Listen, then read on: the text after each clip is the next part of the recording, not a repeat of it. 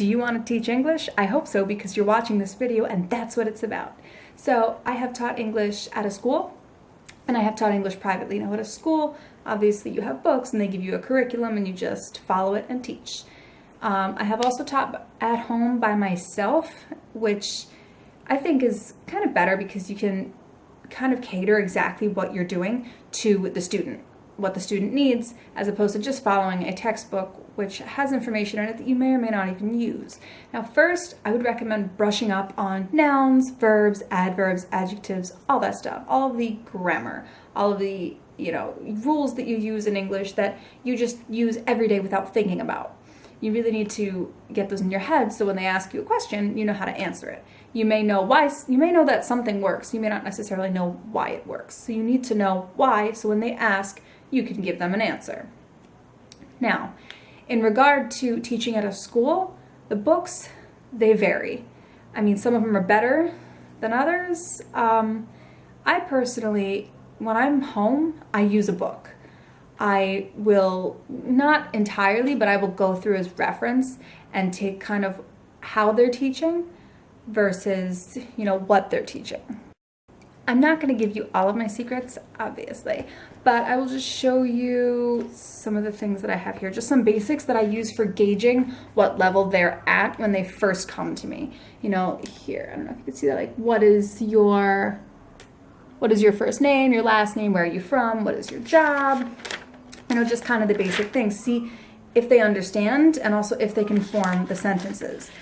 Then I kind of went through and I had a student that was doing just specifically stuff for traveling. So I did a little role playing here with checking in. So we learned vocabulary. I will show you that.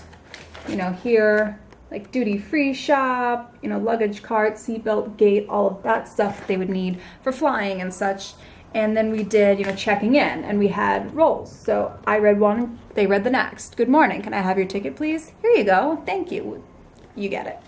So just that kind of stuff was catered specifically for teaching travel. So that's kind of like cram sessions. I taught them vocabulary, then I taught that to them in sentences. And I read a section and they would read a section. So they already knew the vocabulary words. They were just learning, the grammar and the proper ways to say things. Then, you can move on to something like this.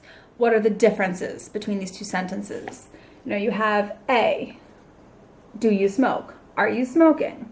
Does your mother cook? Is your mother cooking? What is the difference? So just kind of some basic things there.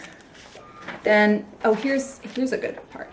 When you get into, simple present, simple past, present, that's the kind of stuff that if they ask you, you need to be prepared to answer. And I keep looking up at the mirror and not down at the camera. That's the kind of stuff that you need to know. What is the present participle, past participle, all that stuff. So brush up on that. And also a tip, don't let them speak their native language. If you speak it, you may not. You may be teaching, kind of an advanced class and don't really need to know their language. But if you do speak their language, don't speak it to them in class. Don't let them speak it. I mentioned this in my video of how to learn a second language. I will link that, I guess, up here. But if you are trying to get them to learn, make them go around and explain something to you. I won't get as detailed into that as I did in the other video, but basically, if I don't remember the word for dog, instead of just trying to tell you the word in another language, explain it. That animal that people have, not the one that meows, the one that barks, that, will dig, stuff like that, if they don't remember the word. So get them in the habit of explaining it. Even if you know what they're trying to say, get them to use their other vocabulary and grammar trying to explain to you what they're telling you. Also, listen to what they want.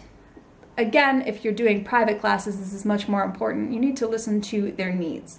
If they are good in one area, like grammar, they're not so good in vocabulary, or their pronunciation is not good, and THs, or anything like that, make sure you pay attention and are receptive to what they need.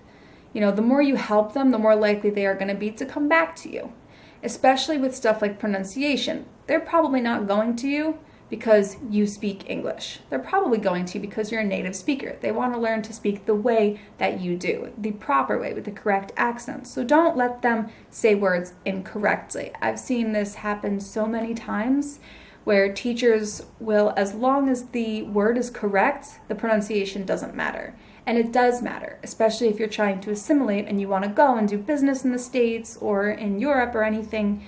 You want to sound as educated as possible, and you want to sound as blended as possible. So you want to be able to correct their accent. So those are just a couple of key tips to keep in mind when teaching someone English. If you want some more tips, let me know in the comments. Thumbs up this video if you like it. Remember to subscribe, and I will give you more videos like this if you like them. If you don't, let me know. Tell me what you didn't like, and I will see you guys next time. It would be really cool if you would subscribe. That's all I'm saying.